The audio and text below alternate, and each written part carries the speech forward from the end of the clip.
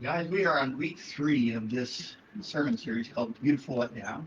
You recall, I talked about last week how I named this series after a song by Switchfoot called Letdown.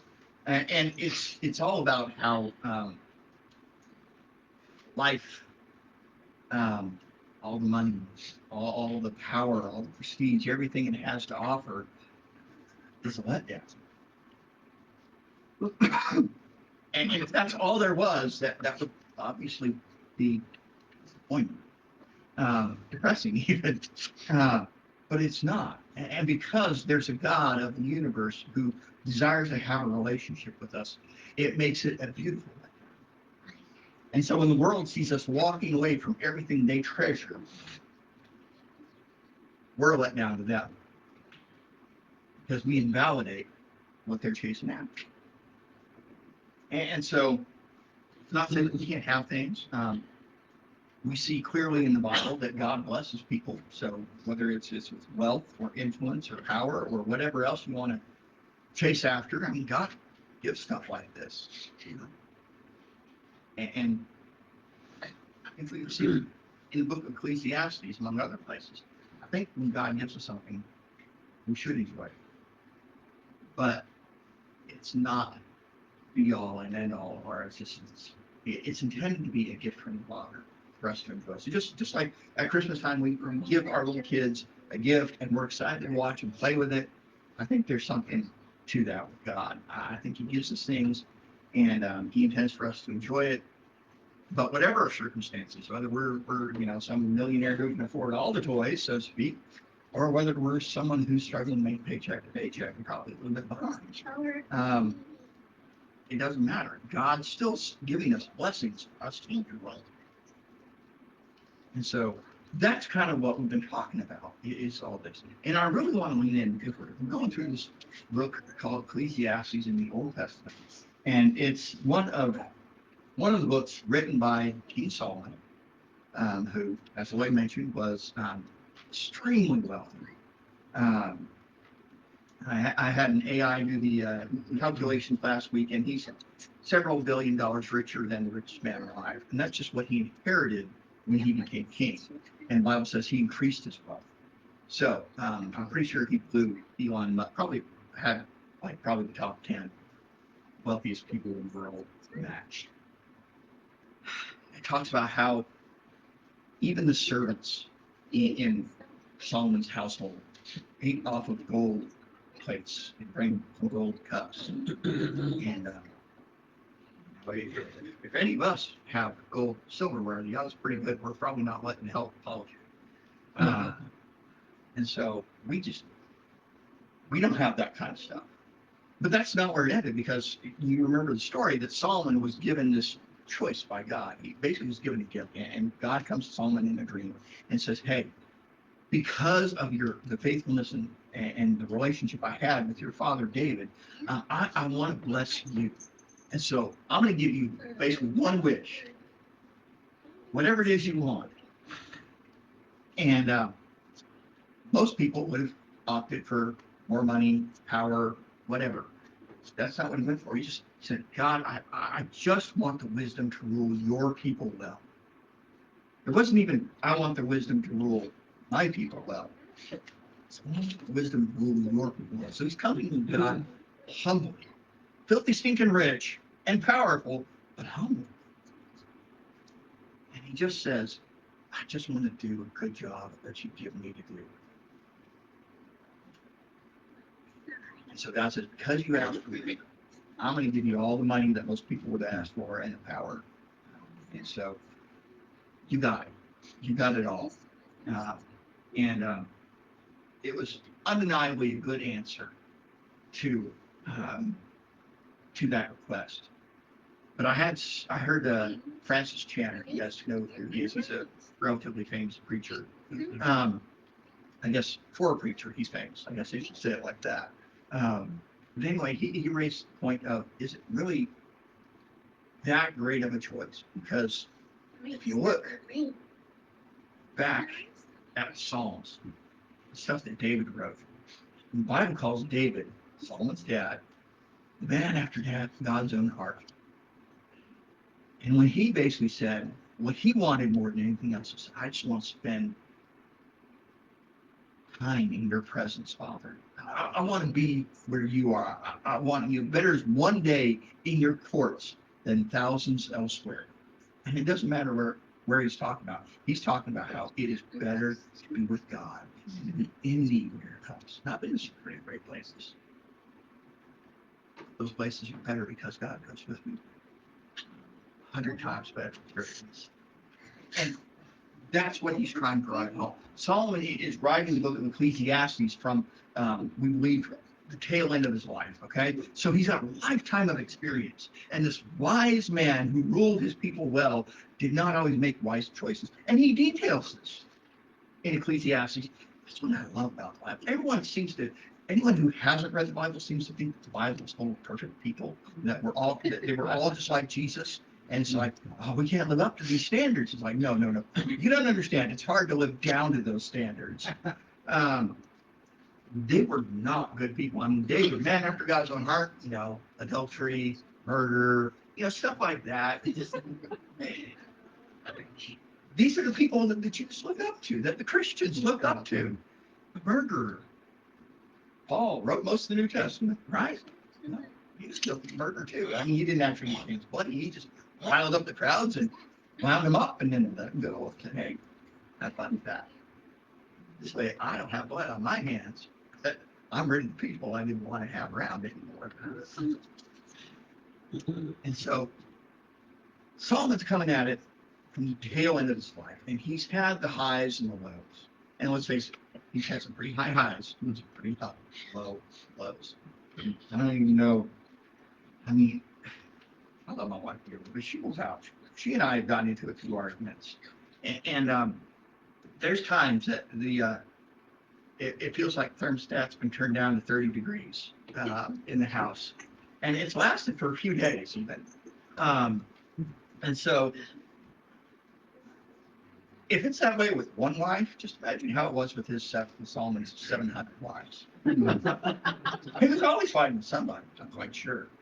And let's ignore the 300 something concubines. Okay. This is part of the ride of what I've been talking about, though, and that's what I love. I love about Ecclesiastes because it's raw and it's honest, and he doesn't try to sugarcoat anything. He doesn't put a layer of glossy paint on it so it looks shiny and new. He's like, dude, this is what I did. I was so thrilled with chasing after pleasure and with money and with everything else. I took it like it was a scientific experiment. In my life, I was the guinea pig. Okay, I chased it all. I got it all. I found it was just worthless.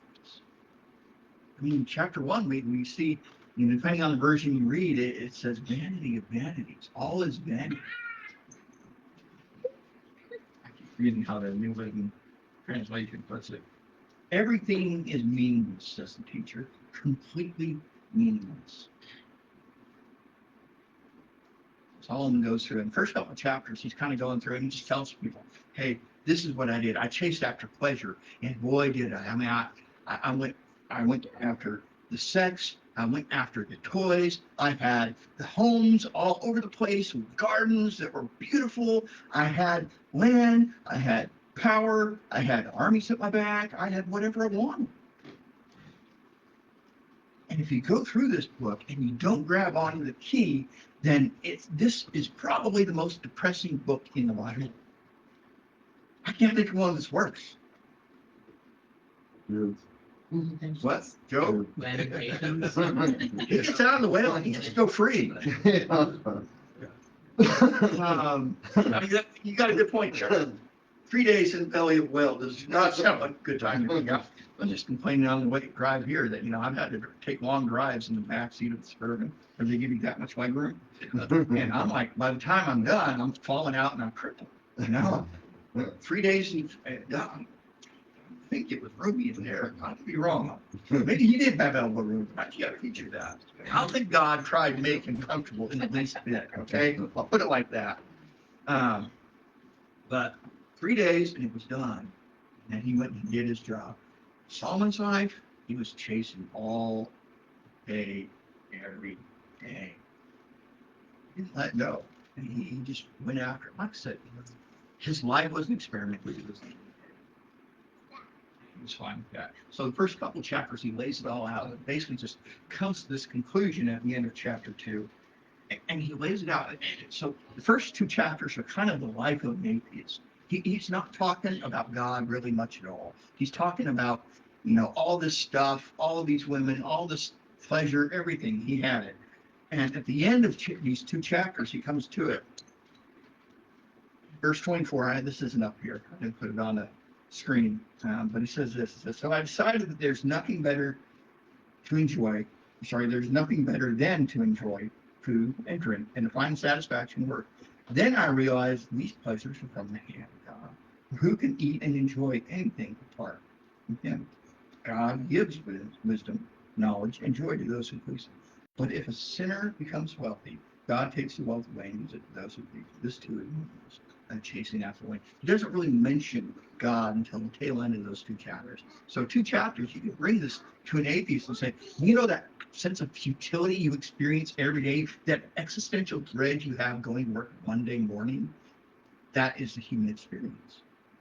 And that's what Solomon's laying out, but over the course of a lifetime. He's not trying to pull punches. He's not trying to say, okay, there's a happy ending, okay? You ever notice, like, most of the movies made here in the U.S., we have a happy ending. We like it that way. You go over to Europe and start watching their shows, you don't feel the need to have a happy ending all the time. They've been hurt so much by reality that they recognize that a lot of stories don't have a happy ending. Marriage breaks up. The couple, they don't get back together again, or somebody dies, or everybody dies. Heck, Shakespeare, right? Romeo and Juliet. And part of that is your spiritual journey.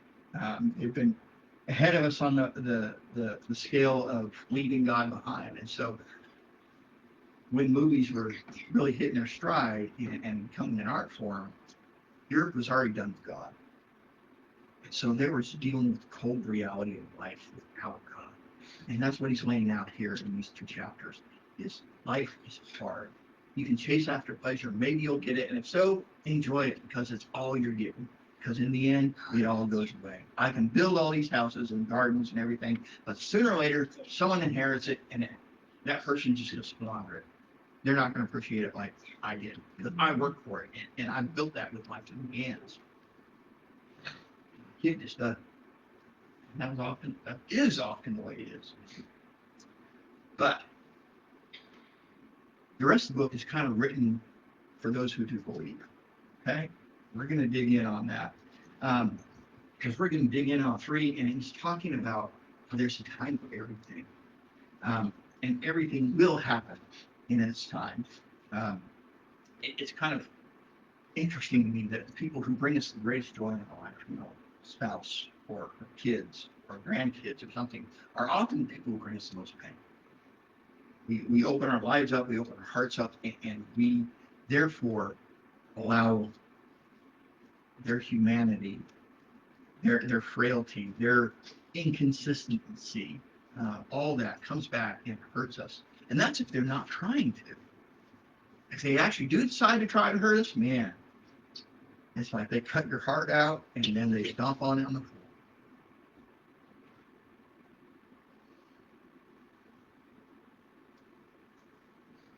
There's a time for everything. Those same people, like I said, they bring us the greatest joy. And maybe that relationship will be mended, maybe it won't. There's no guarantee on a happy ending.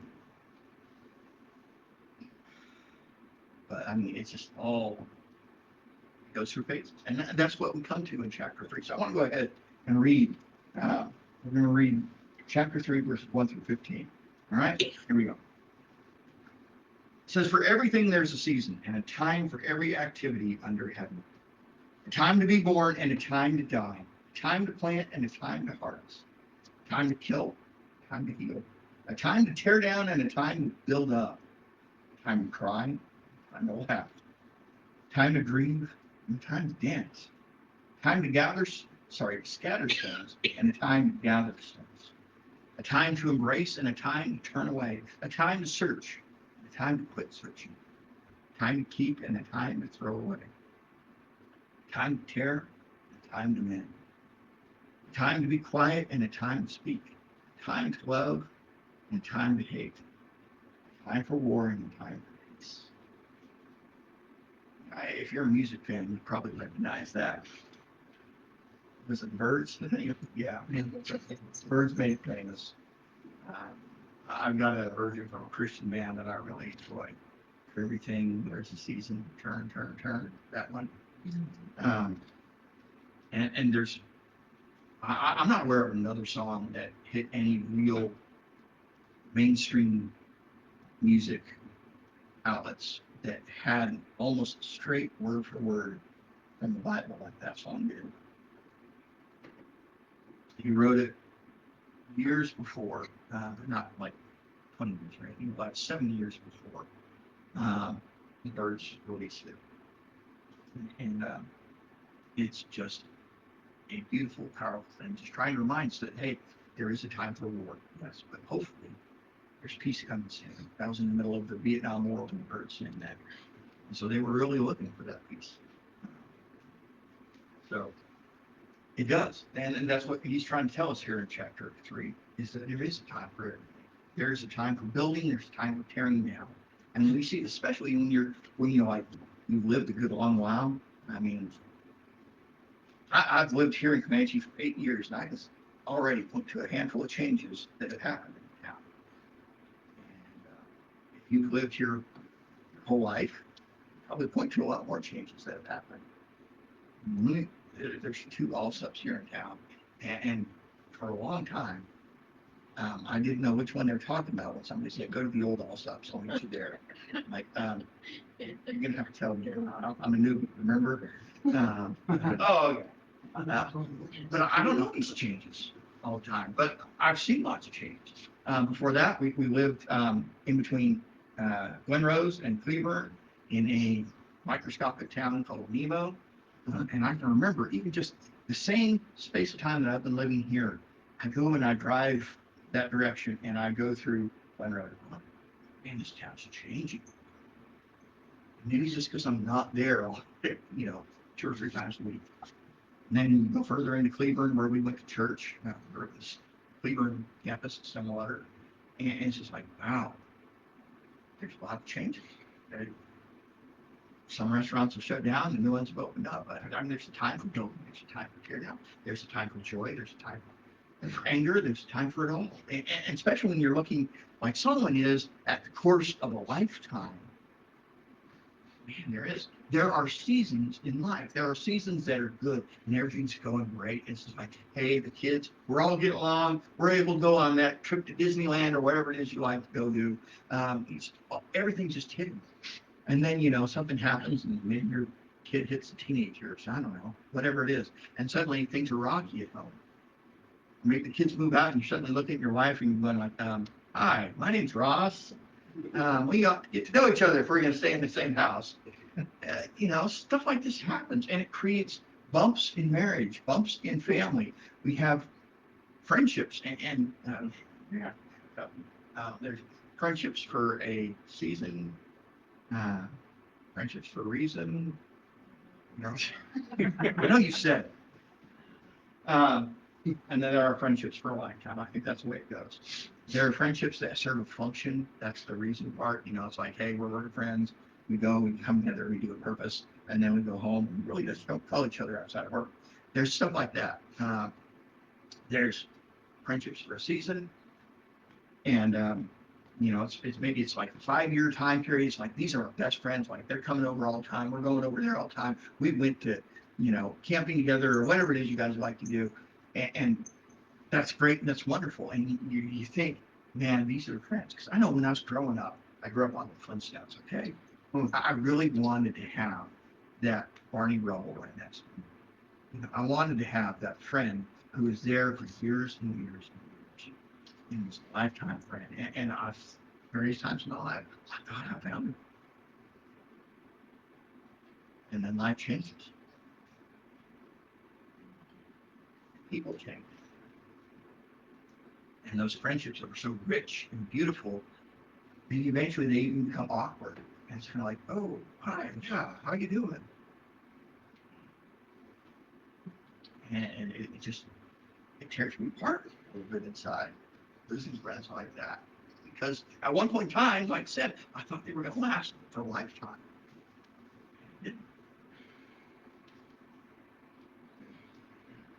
But whatever the season is, that's part of what he's trying to say is it goes through these times. But we need to appreciate whatever time it is. We need to use to the best advantage we can, whatever season that we're in.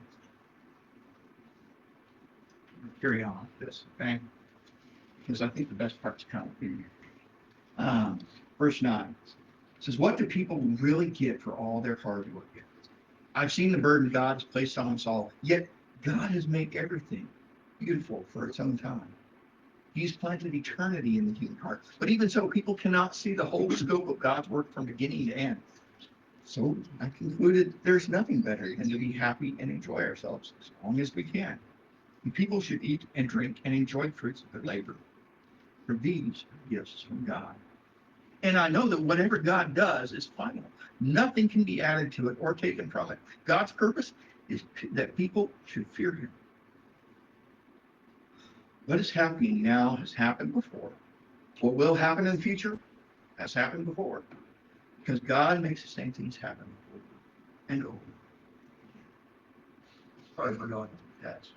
There's such wealth here. And I want to first dig in right there at verse 9. What do people really get for all their hard work? Depending on the version you're looking at, you might be reading basically what profit is then. And we're not just talking about financial, okay? That's typically what we think of with profit, but we're talking about when you invest something in, you want to get more out. This is the way friendship is supposed to work. This is the way every relationship is supposed to work. Not said that they all do, but we recognize that's basically it. You pour some time in and you get riches out of it. It's the same thing that he's talking about. What do people get for all their hard work? We may pour months building a house.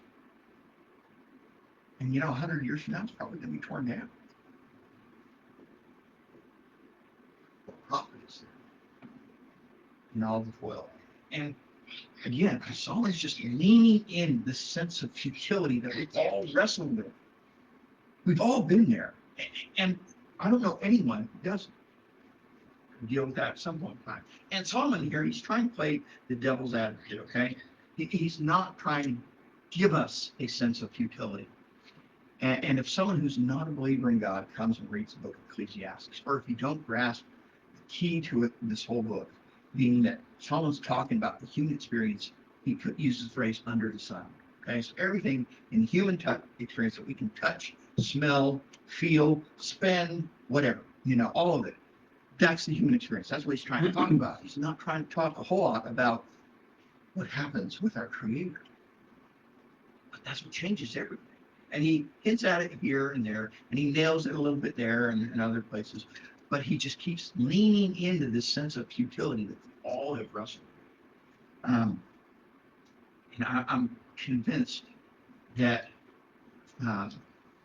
if we all just focus on that futility, on the pain that comes with life, we would all become cynics. 48 years old, and I like to consider myself an optimist. But maybe it doesn't come out that often. I can't say how other optimists work, but for me, optimism is a choice. I have to stop myself and look at the positive things, look at what could be instead of the way things are. It's not something that comes naturally for me. There are people out there that it does, but it's not me. So he's playing devil's advocate. And since we all think this at some point, and part of what he's trying to get at is this fact that there's a certain preordained version of life, okay? And when you get that, when you start to understand that God is in control. There's two reactions, okay? There's fear and there's comfort. For those who don't know God, there's only fear around things. It's scary to think that there's a God who's in control. And so we see all this stuff happening around him, and we blame everything on him, or we try to believe it. And we forget about the human part of the equation. Matter of fact, when you go through the book of Ecclesiastes, there's a word that happens pretty frequently there. And it, again, depending on your translation that you get, a lot of translations can treat that as man or mankind. New Living Translation often treats it as people. But the word there is Adam. Or maybe you guys might recognize it as a name better, Adam. And it's talking about the experience of man, the son of man, the sons of men, or the human experience. It's talking about that, and that's the word it's choosing to use over and over again. Now Hebrew isn't like English. You've got pretty much each handful of phrases, small handful.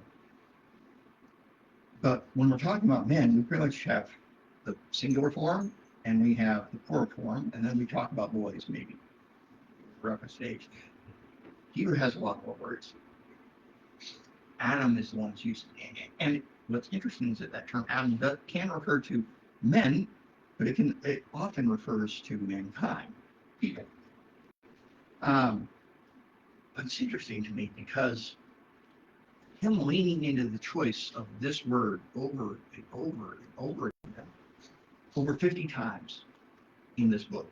If I remember, I think it's 58, maybe it's 48. I'm getting my number off. But at any rate, he uses that word Adam about 50 times in this book. And it's not for no reason, okay?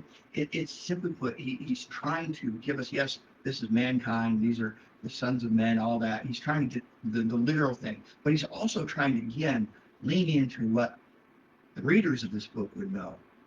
Genesis chapters 1, 2, most of all 3. Genesis chapter 3 has not the account of God's creating the world, but of God's relationship with man, with mankind. And he creates Adam and Eve, and then they're in this beautiful, perfect garden, and then Eve is tempted, she eats fruit, she gives it to the husband, Adam, who's with her, and he eats it too, and they screwed it up for all of us in that moment. That one moment has had every day effect ever since, thousands of years. And it still has an everyday effect on us. And so when he's using that word time and time again, he's trying to remind us that this is a fallen world. It's not just that he's talking about that we mankind exist in this world. He's talking about it's a fallen world. It's a broken world. This is not how God meant it to be. At no point in time was this God's original plan. God had perfection in mind. He built us perfectly without sin. There was no betrayal. There was no backstabbing. There was no cheating, no stealing, nothing like that. And he gave it all away for a fruit, for what God told us not to take. And so Solomon is trying to remind us of this again and again through this book.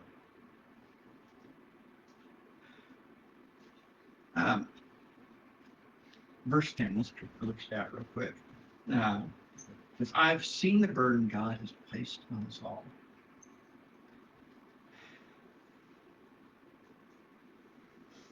When you think about work, when you think about the futility that everything we build eventually gets torn down, if we spend our life building a new system to do things better, someone's going to come up with one 10 years from now. It's even better. Building off of what you had, but it's going to be better and not leave it behind. And so it's just the way it is. And so we come along And we see this, and it's a burden that God's placed on us, but it's a burden for a reason. Okay? It's a burden that's meant to direct our gaze to Him. Because again, if this is all that there is, it's depressing. It's morbidly depressing. But it's not all there is. There's a God who has everything to do with it. Verse 11, yet God has made everything beautiful for its own time. Here's my favorite verse in the whole, or favorite phrase in the whole book. He has planted eternity in the human heart, but even so, people cannot see the whole scope of God's work. God has planted eternity in Christ. There's a man who, back around World War II, in Australia, started going around writing one word, eternity, for his whole life. He went and reached a sidewalk here or there, or he might even, like one guy, he went, there's pretty much two places where his original word, where his handwriting, writing word out eternity is still available. It's on a piece of cardboard that he'd written and given to a guy he went to church with. And then there's a post office that has a bell. It's on the inside of the bell. I snuck into the bell and wrote the word eternity. But people would see this word eternity written in random places all over the place. And what he was trying to do was remind us that we weren't made for 120 years in death. That's we were built for eternity. That perfect place that God made is going to be again. Anything's going to be even better. We were made for that. We were built with eternity in our hearts. It's why mankind struggles generation after generation to find a legacy, build it, and have something to pass on so they'll be remembered. It's an inborn need in all of us. You typically think of it in terms of building a family. You know, if I have kids, my name will live on. But that's not the only way. It's far from the only way to try to do it. That word legacy is all born out of that simple phrase, God has put eternity in us. All right, let's move on. Verse 12. So I concluded there's nothing better than to be happy and enjoy ourselves as long as we can. Right there. This is something you miss out on, is that in the midst of this futility, everything God has given us is given. Back in chapter 1, he's talking about how, the sun rises and then it moves across the sky and it sets and then it hurries back to its starting place and it starts all over again. Day after day, sunrise after sunrise, sunset after sunset. It's just day after day. And he's trying to create this sense of futility.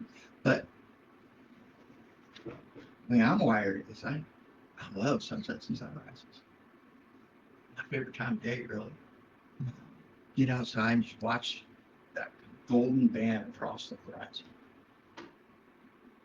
God does that every day. Every day there's a sunrise. Every day there's a sunset. Yes, if you want to, you can focus on the futility, but there's a golden gift that God has given us every single day. And if you want to, you can think of a sunrise as a smile on God's face as you're unwrapping the gift of the day. All this futility, all this building, yes, we built it. He lets us do this stuff so that we can enjoy it. It's still meant to be a blessing. We were never meant to not work. I mean, even in the garden, he gave Adam and Eve work to do. Part of the reason for that is so that they could enjoy the fruits of the earth. All right. Move on. So I concluded that there's nothing better than be happy and enjoy ourselves as long as we can. People should eat and drink the fruits of their labor, for these are gifts from God. And I know whatever God does, it's fine. Nothing can be added to it or taken from it. God's purpose is that people should fear Him. You hear that, and because of the way the church has been, that phrase right there automatically causes like the hair to rise on the back. It's almost fighting words,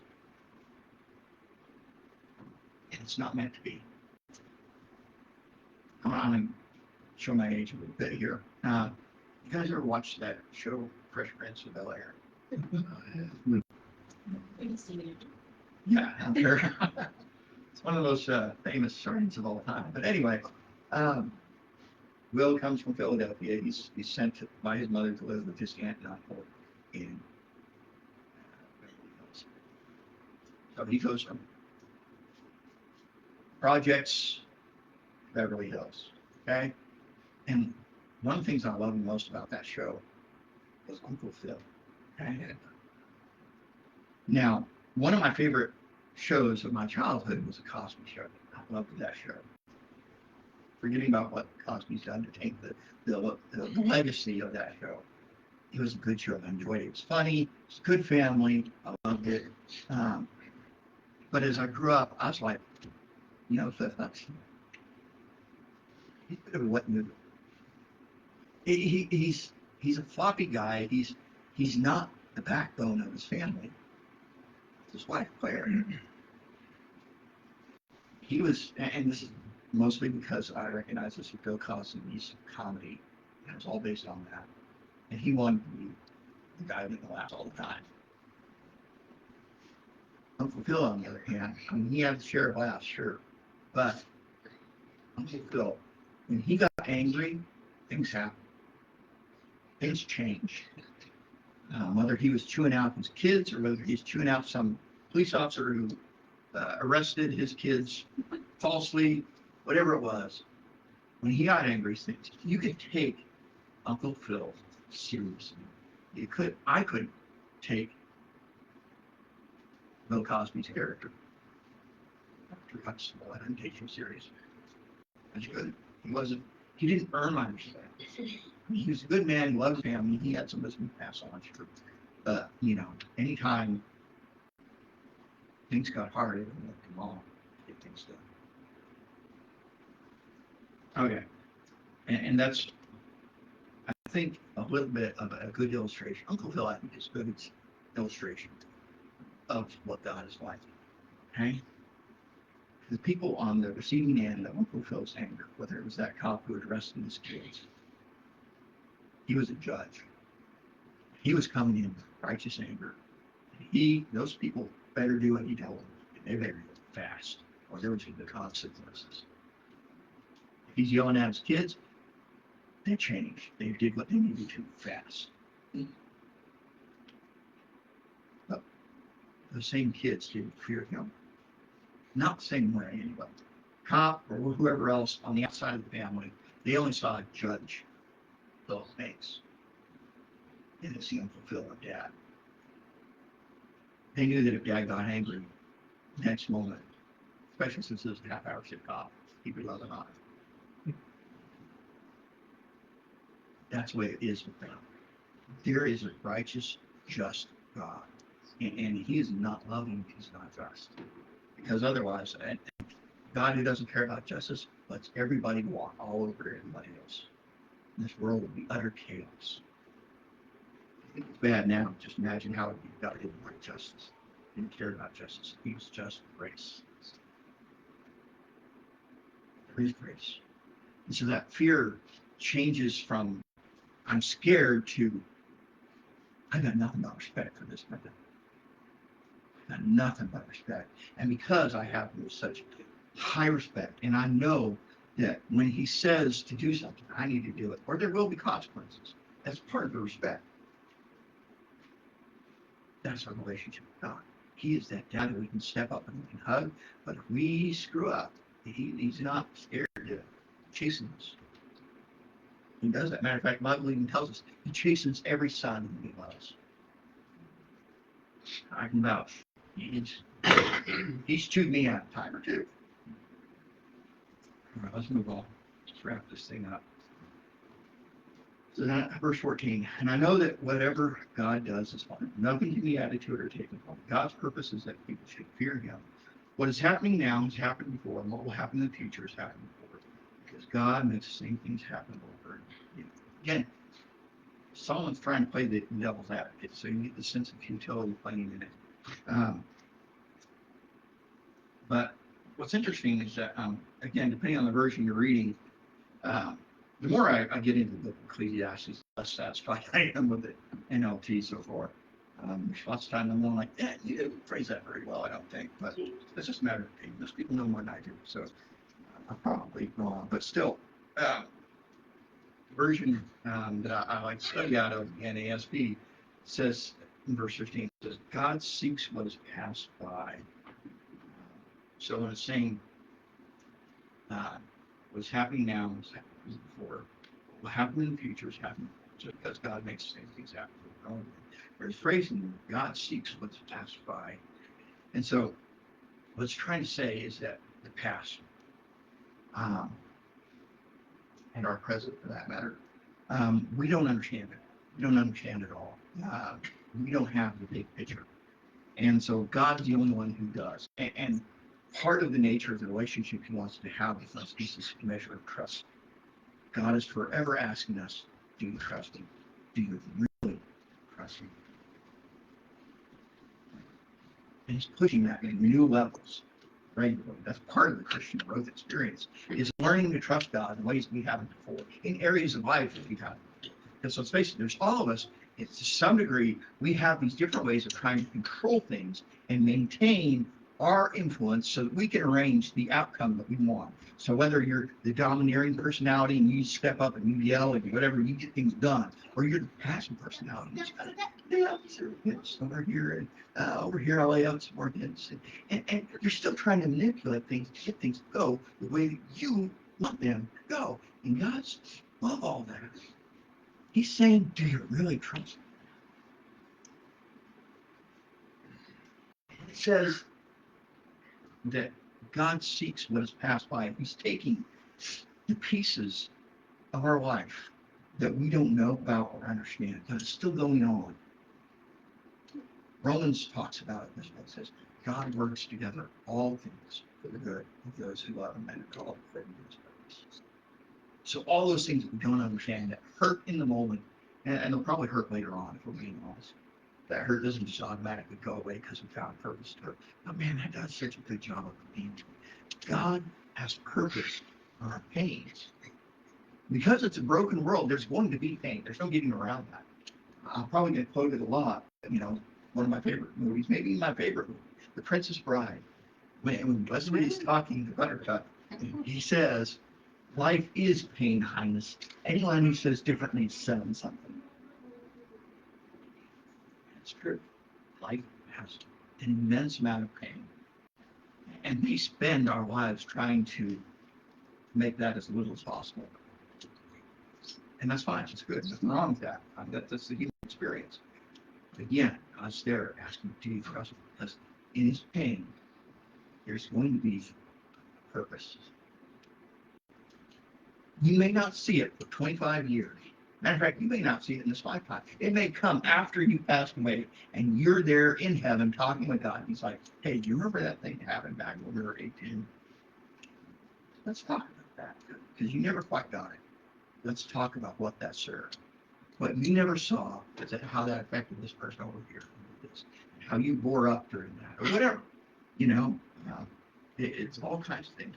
Even the most tragic and foul pain. I mean, in the news, I remember seeing that this week that Hamas finally released all the hostages that had been captured over 2 years ago on April 7th, or not April, sorry, October 7th, when they invaded Israel, and they caused all manner of pain. For over 2 years, those people have been in captivity. That pain, the pain of October 7th, all of that is going to be redeemed. God has a purpose for that. I don't pretend to know what that is. I'm not trying to say I do. I don't have my own thing to figure out, much less everyone else's, much less people on the other side of the globe. I don't get it all. And I don't have to. God does. He seeks what has passed by. He takes these pieces and he secures. And that's what that term seek means, is that it's going, it's finding it, and then it doesn't just find it, it grabs it and it secures it. and it holds it.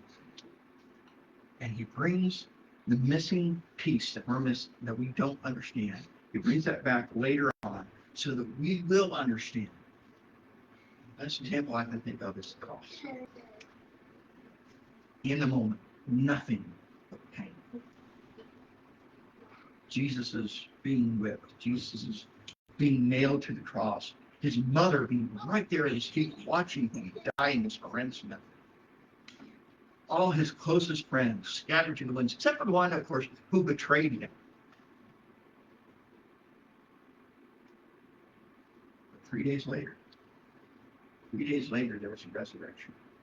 And that's what I love about God. It's like he doesn't just say, hey, it'll be okay. I know your pain. I feel it. I understand. He does all that. But he says there's a purpose. He redeems it. And then someday he restores. And that is the beauty of God, is that he doesn't just say it's okay. He's going to make everything new. And all the pain is going to get better. And we're only going to get the benefits from that. Someday there's not going to be any more pain. There's not going to be any more tears. There's not going to be a reason to cry at all. It's like maybe tears of joy. That is our God. And that's what he's talking about in the book of Ecclesiastes. This eternity set into our hearts. Is that God has built us for it, and built it for us. We get to experience it. And it's good to know that this maybe 120 years that we might have, and it's just a drop in the bucket. It's a drop in the ocean compared to the eternity we're going to have. And the rest of it is going to be perfect. It should be. The way he designed it to be all to us. Lord God, I thank you for who you are. I thank you for what you've done. I thank you that you are a redeemer. Someday you restore everything. And that eternity is the thing to look forward to. We don't have to fear it. We don't have to worry. We don't have to be anxious. We don't have to try to control us. We can trust you because you are good God. You love us deeply. You've got purpose for our lives, and it's all to pan out in the end. And I don't understand how. I wish I could give answers to people who are hurting. You do. So help me turn people to you every day of my life. When they talk about the pain, I mean, think of me.